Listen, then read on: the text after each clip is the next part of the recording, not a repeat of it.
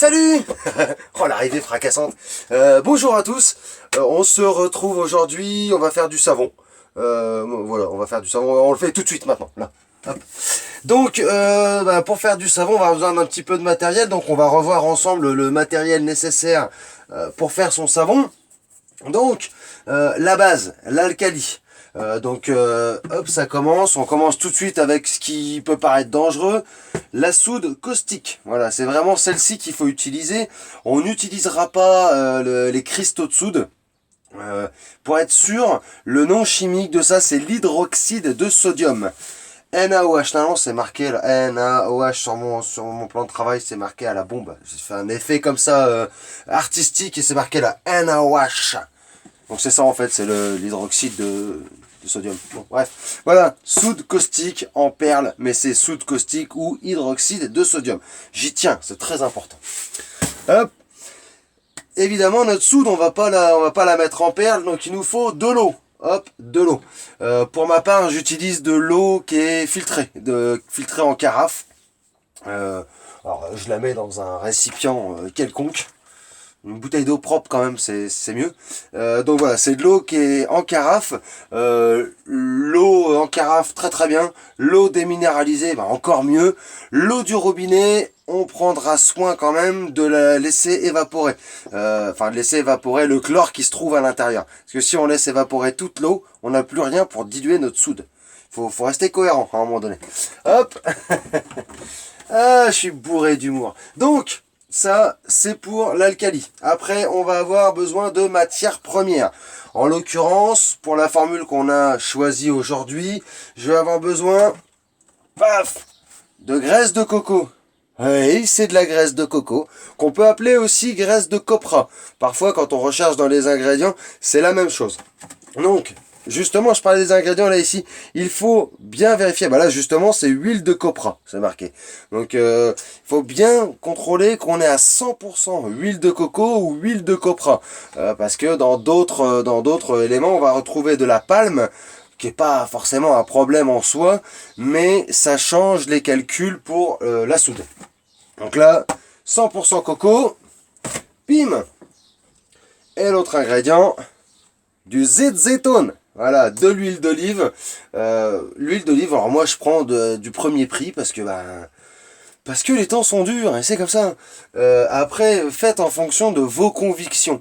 Si vous êtes client du bio, si vous voulez du bio, prenez du bio. Il n'y a pas d'impératif, c'est pas impératif de prendre du bio, comme je trouve que c'est pas impératif de prendre le premier prix. Il faut faire en fonction de ses convictions. Moi, mes convictions me disent que je mange de la bonne huile d'olive. En revanche, pour faire le savon, oui, je me penche vers les huiles d'olive les moins chères. Voilà. C'est comme ça. Voilà. Donc l'huile d'olive, on a la graisse de coco. Et pour la formule d'aujourd'hui, du petit suisse. Non, c'est pas vrai. C'est de l'argile rouge. Ouais, là comme ça, dans le petit suisse, c'est peut-être pas génial. C'est parce que c'était pour m'aider à peser. Voilà, je l'ai gardé ici pour vous montrer. Voilà. C'est de l'argile rouge. Alors là, les aficionados se reconnaîtront l'étiquette jaune fluo de chez Nanz. 2 balles. 2 euros. En euros européens.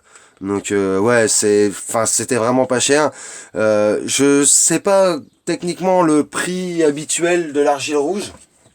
Je trouvais que 2 euros là, pour un pot qui fait 200 grammes, voilà, avec ça je peux faire 2 tournées parce que j'ai fait à 100 grammes, donc je peux faire 2 tournées. Donc là, pour la recette d'aujourd'hui, de l'argile rouge. Voilà, ensuite, on va avoir évidemment, vous vous dites, mais comment il a défini ce qu'il a mis dans ses petits pots? Eh bien, grâce à ces 2 outils formidables qu'on appelle des balances.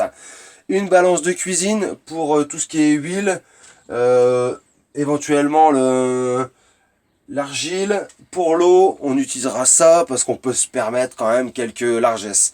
En revanche, pour la soude, préférez utiliser ce genre de petit appareil qu'on trouve maintenant partout sur internet. Moi la mienne, elle a déjà une paire de kilomètres quand même, elle a déjà bien vécu. Ça voilà, parce que la soude caustique, voilà, il faut la peser au gramme près. Ça, c'est un petit peu quand même un peu aléatoire. La soude, il faut vraiment être au gramme près. Je fais juste une petite parenthèse sur la soude pendant que je suis dessus. C'est un produit dangereux, surtout qui est corrosif. Vous n'allez pas, voilà, vous risquez pas de mourir avec de la soude. En revanche, vous risquez de vous brûler les yeux, les mains aussi et toutes les autres parties du corps. Après, je vous conseille de faire ça habillé quand même, hein. On va faire du savon avec des vêtements intégralement vêtus, c'est pas mal. L'utilisation des gants peut être préconisée. Moi, je la préconise pas pour la simple et bonne raison que lorsqu'on n'a pas l'habitude de travailler avec des gants, on va avoir tendance à toucher la matière et aller en mettre partout là où on n'est pas censé y avoir ce genre de matière. Et là, on risque de mettre en danger les gens qui nous entourent, qui peuvent utiliser le local. Donc, les mains, je les protège pas. Je me dis, et ça m'est déjà arrivé, que si je touche la soude ou l'alcali, ça va tout de suite me piquer. Donc là, je vais utiliser du vinaigre blanc. J'ai toujours une bouteille de vinaigre blanc à proximité et ça va neutraliser le produit. En revanche, si vous êtes un petit peu maladroit, un peu gauche ou si vous avez tout simplement peur, je vous invite à utiliser des lunettes de protection. Voilà. Ça, parce que oui, effectivement, là, la soude, elle peut être dangereuse lors de l'utilisation. Elle peut être dangereuse pour vos yeux. Et comme on va pas non plus se balancer directement du vinaigre blanc dans les yeux, on va quand même faire en sorte de se protéger. On va se protéger de deux manières, avec les lunettes, mais aussi en faisant extrêmement attention à tout ce que l'on va réaliser comme action. Voilà. C'était la minute informative sécurité, gestion du personnel. Hop. Donc, et ensuite, donc là, on a fait pas mal de tours. Comment on va faire le mélange de tout ça avec un bzzzt? Ouais, un mixeur plongeant, quoi. Pareil, le mien, il en a vu, hein, il a déjà pas mal vécu. Alors là, il est pas sale, c'est parce qu'en fait, j'ai mélangé déjà ma graisse qui a figé dessus. Donc voilà, moi, c'est le bzzzt à Batman. Ne prenez pas, je vous déconseille vivement de prendre votre mixeur plongeant que vous utilisez à la cuisine. On va utiliser, alors voilà, vous pouvez aller sur les vides-greniers, vous pouvez aller sur le Bon Coin par exemple pour trouver des trucs d'occasion, ou vous prenez votre vieux que vous avez dans votre cuisine et vous en reprenez un neuf pour la nourriture. Mais idéalement, tout ce qui va servir à faire du savon doit rester à Vegas. Non, doit faire du savon. Voilà, ça c'est fait. Ensuite, hop, on va utiliser pour faire le savon, enfin pour le mettre en forme, on va utiliser des moules. Alors pour ma part, j'utilise des moules en silicone. Alors là, les moules en silicone, je les ai eus sur une brocante. Ça, j'ai dû les payer 20 centimes. Ça, je l'ai payé 50 centimes. Vous voyez, j'ai déjà fait le savon donc que je vais vous proposer aujourd'hui. Je les ai fait hier. Donc ça fait des chouettes savons, on a presque envie de les manger. On a vraiment, c'est marrant en plus là en demi-sphère, c'est assez marrant. Donc là oui, j'utilise là des moules en silicone, mais il n'y a rien qui vous empêche, comme moi je fais d'habitude, de faire du recycling, de récupérer un pot de, voilà, les pots de miel, le pot de l'argile là qui est vide là, parce que j'en ai déjà un qui est vide, un pot d'argile, voilà. Après on le casse, on récupère le savon, on peut le faire dans des pots de yaourt. En revanche, on va faire très attention aux matériaux utilisés, c'est-à-dire qu'on utilisera du verre, pas trop, parce que ça risque de pas être pratique après pour le démouler, ça manque de souplesse le verre. Moi c'est un constat que j'ai fait, je trouve que le verre manque de souplesse. On utilisera du plastique, le plastique c'est très très bien. Et on bannira, mais vraiment on bannira, tout ce qui est métaux légers. La barquette de lasagne utilisée la veille, vous l'utiliserez pour faire autre chose, de la bougie ou quoi que ce soit, mais ça ne convient pas pour faire du savon. On privilégiera le plastique, le silicone, qui, en tout état de cause, sont pas forcément des matériaux super, mais là, ils vont nous être utiles. Voilà, je pense qu'on a fait le tour pour le matériel, donc on va attaquer directement dans le solide, dans le balèze. Hop. Donc, la formule que j'utilise aujourd'hui, c'est la formule 1/4, 3/4. Comme son nom l'indique, c'est un 1/4, 3/4. Voilà. Voilà, je vais vous en dire un peu plus. En fait, c'est un quart de graisse de coco pour 3/4 d'huile d'olive. Moi, pour faciliter les comptes, je fais toujours 1 kg de matière grasse.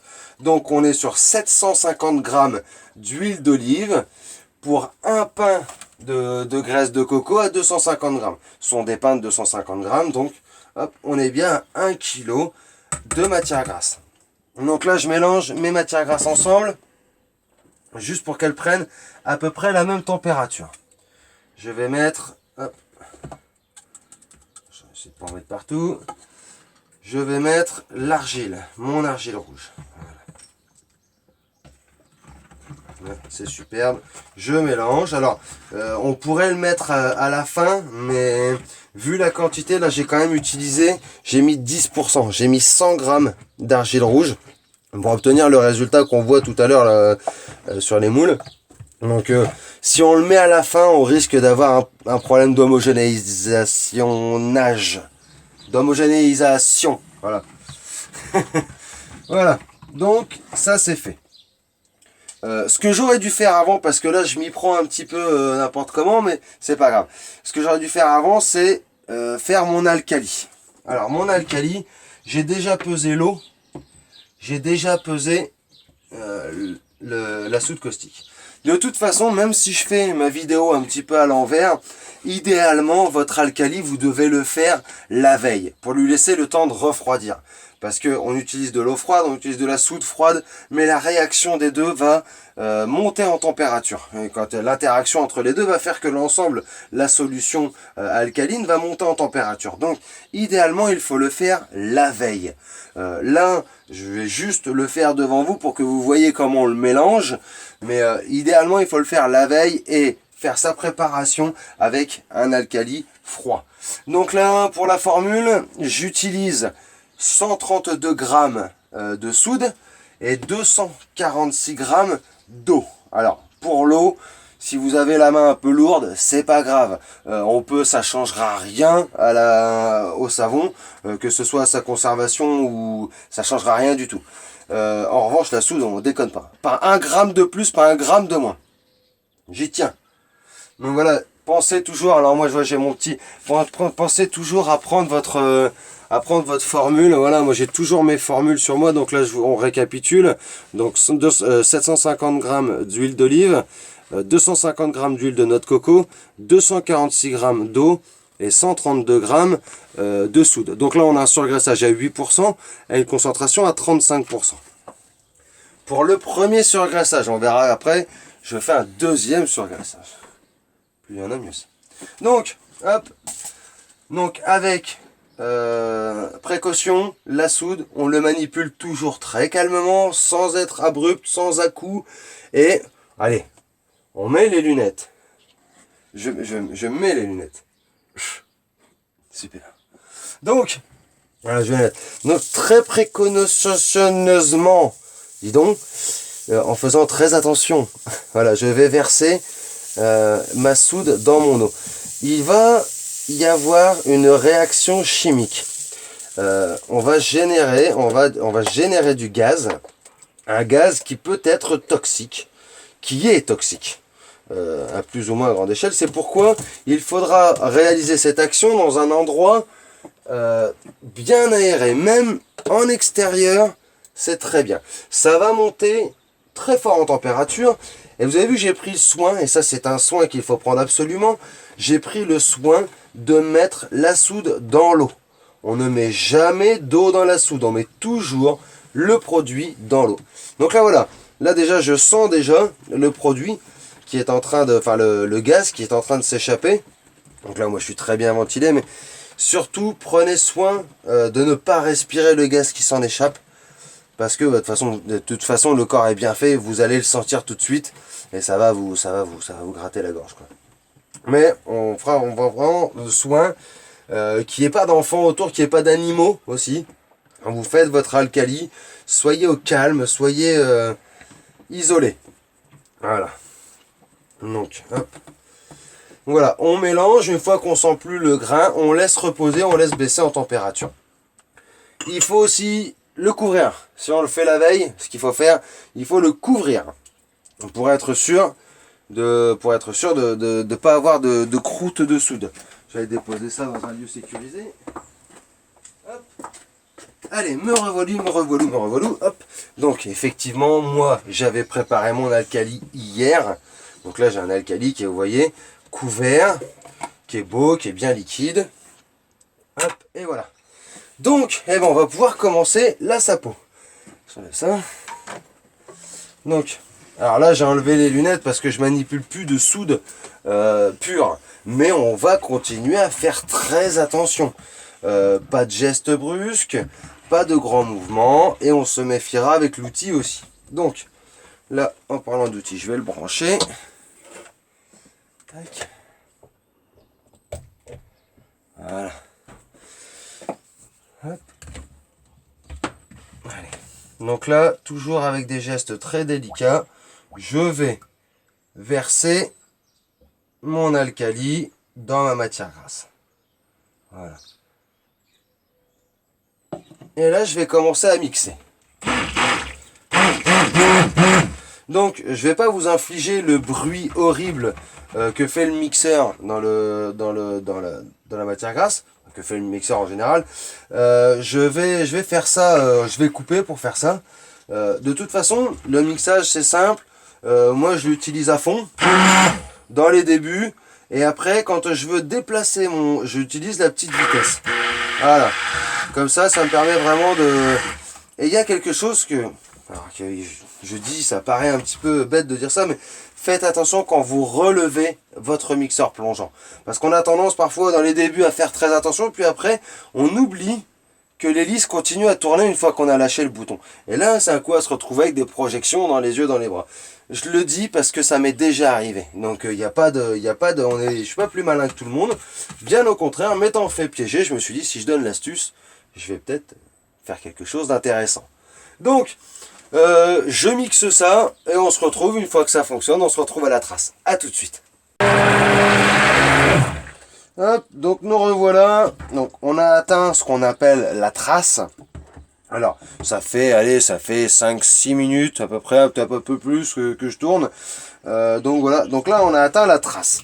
Donc là, c'est ce qui est bien, c'est qu'avec l'argile, on a l'impression d'avoir une belle crème d'aneth là.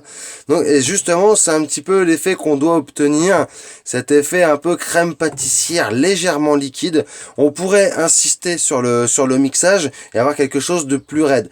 Moi, j'aime que ça reste quand même assez liquide. C'est plus facile après à mettre en moule.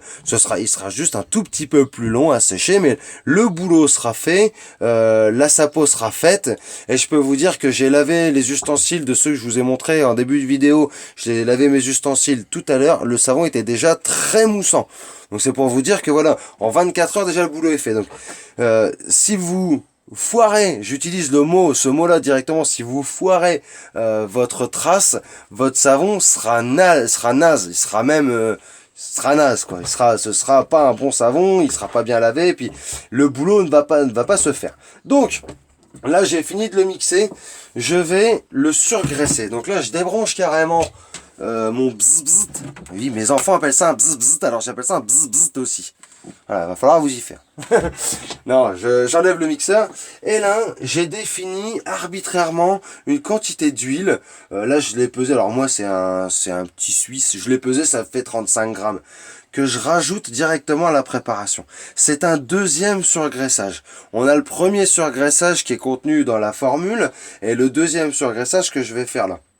Je vous invite, pour éviter de faire une vidéo de 2h30, je vous invite à aller consulter mes autres vidéos. Dans une des vidéos, je sais plus vraiment laquelle, pour être honnête avec vous, dans une des vidéos, j'explique ce principe du double surgraissage. Qui va faire que ce savon ça va être un savon vraiment très doux, quoi. Là, on ne rajoute pas d'huile essentielle, il pourra être utilisé par les enfants et même par les bébés. Donc là, on est vraiment sur un produit nickel, quoi. Donc, là, mon rajout d'huile, c'est de l'huile d'olive. J'aurais pu éventuellement, vu la quantité, mettre n'importe quel type d'huile saponifiable. Par exemple, je sais pas, de l'huile de ricin, de l'huile d'avocat, de l'huile d'amande douce. Parce que ça va pas, c'est pas avec cette quantité-là qu'on va perturber l'équilibre de la formule. Moi, j'utilise exclusivement de l'huile de coco et de l'huile d'olive, parce que c'est plus simple, parce que c'est ce qu'il y a de moins cher, parce que c'est ce qu'on trouve partout. Et aussi, pour moi, c'est ce qu'il y a de plus efficace. L'huile de coco sert à rendre le savon lavant et moussant. Plus on en met une quantité élevée, plus le savon va être dur pour la peau. Par contre, il va être encore plus lavant. Donc moi, avec cette formule-là, un quart, trois quarts, on a vraiment un équilibre entre le lavage et la protection de la peau qui est faite via l'huile d'olive qui est riche en vitamine A et en vitamine E. Voilà. Donc c'est vraiment, pour moi, ce sont les deux matières premières les meilleures. Donc vous voyez là, je l'ai pas mixé, juste je l'ai incorporé, mon petit suisse d'huile d'olive de surgraissage. Juste, voilà, je l'ai juste gentiment incorporé. Et là, je vais pouvoir passer à la mise en moule. Hop. Donc, bah là, c'est très simple. Hein. Il suffit de couler. Hein. Dans le récipient. Voilà. Donc là, hop. Gentiment, comme on le ferait pour un gâteau au chocolat. D'ailleurs, ça en a quand même vraiment la couleur. Hop. Et là, voilà, tout en douceur. Alors après, vous pouvez très bien y aller comme un bourrin et puis après racler. Il n'y a rien de... Je peux vous dire que ça m'est arrivé plus d'une fois d'avoir la main lourde sur le remplissage et d'avoir des manipulations un petit peu... ça, voilà. Des jours avec, des jours sans. Hein. Hop. Voilà. Toute beauté. Superbe. Allez, on y va, les petits lingots. Alors ceux-là, j'en ai pas pris en exemple. J'en ai fait aussi hier. Ils sont super marrants parce que en lingots comme ça, on dirait des petites briques. Et c'est marrant parce que ça a la couleur de la brique, la forme de la brique. C'est assez rigolo. Je sais, je m'impressionne à rien. Hop. C'est bientôt fini. Magnifique. Donc là, voilà, comme on n'aime pas les pertes chez nous, ce que l'on va faire, c'est qu'on va utiliser la Micheline, la Marquise, la Suzanne. Je sais jamais comment ça s'appelle ce truc. Si vous le savez, mettez-le en commentaire. Parce que moi, je sais pas. Je l'utilise très souvent, mais je sais pas comment ça s'appelle. La raclette en plastique. Je sais que ça a un nom propre, mais je ne sais plus lequel. Ça, hop, c'est fait. Pas de perte. Hop, et là. Voilà. Donc là, on va lisser un peu. Allez. Donc là, il nous suffit de faire comme le béton, de vibrer le béton pour que tout aille bien se coller dans les interstices. Bon, là, on a quelque chose d'assez liquide, on n'en a même pas forcément besoin. Mais on voit quand même que voilà, il y a une volonté de figer quand même. Hein. Hop, donc ça, voilà. Ensuite, on va les couvrir d'un morceau de plastique.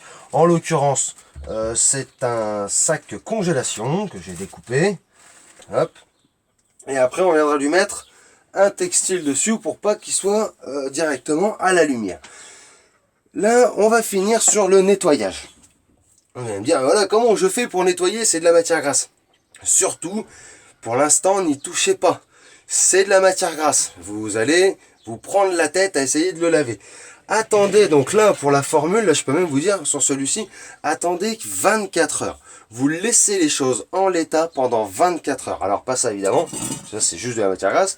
Mais ça, vous laissez les choses en l'état pendant 24 heures. Ça va figer. Vous le mettez sous l'eau chaude. Vous prenez une éponge sans mettre rien du tout. Et en fait, vous allez nettoyer avec le propre savon. Là, on est sur quelque chose de dingue parce qu'en fait, on nettoie avec le déchet. Alors, on est vraiment sur quelque chose de complètement incompréhensible. Mais ça fonctionne. Vous allez voir, ça mousse super. Cette formule-là, à l'argile, elle est vraiment géniale. La mousse est veloutée. On a vraiment une sensation d'avoir une mousse veloutée. On a quelque chose de doux sur la peau. C'est exfoliant. Alors on n'aura pas évidemment les caractéristiques cosmétiques de l'argile rouge, celle qu'on va faire en masque qui va permettre d'absorber les saletés de la peau, mais on peut quand même l'utiliser sur le visage. Alors là c'est cheveux, visage, corps, tout ce qu'on veut. On peut l'utiliser sur le visage et puis laisser la mousse un petit peu. Alors ça reste du savon, si ça rentre dans les yeux ça pique, voilà, c'est le hic, mais sinon voilà, c'est une formule qui mousse super bien. La mousse, vous allez voir, grâce à l'argile, elle est super voluptueuse, enfin elle est vraiment très agréable, très douce à toucher. Il nettoie très très bien. Voilà, parce que on a des savons faits maison, par exemple le Castille qui a 100% d'huile d'olive. Moi je n'en fais jamais pour la simple et bonne raison que ça ne lave pas. Tout simplement, ça ne lave rien du tout. Moi j'en fais pour nettoyer les cuirs, c'est tout ce que je fais. Donc ça protège les cuirs, mais sinon ça ne lave pas. Cette formule-là, elle contient peu d'huile de coco. Il y a juste ce qu'il faut pour le rendre bien moussant, bien lavant. Et voilà, là on a vraiment la formule, pour moi on a la formule idéale. Donc là, je l'ai retravaillé avec donc de l'argile, parce que je trouvais ça intéressant, et puis parce que ça fonctionne, je l'utilise moi depuis quelques temps, je l'ai fait utiliser à des cobayes quand sont vraiment, quand sont dingues, c'est d'ailleurs pour ça que je fais la vidéo aujourd'hui, et donc voilà, on va encore aller vers d'autres dérivés, mais clairement la formule de base, c'est la formule gagnante. C'est celle qui va vous permettre de ne pas dépenser grand chose, c'est d'être simple, des calculs simples, et voilà, on trouve les produits absolument partout, dans n'importe quelle épicerie, n'importe quoi, on trouve absolument tous les trucs, même la soude on la trouve absolument partout, quoi. Je crois que j'ai fait le tour. Donc je vous dis à bientôt parce on va se retrouver je pense.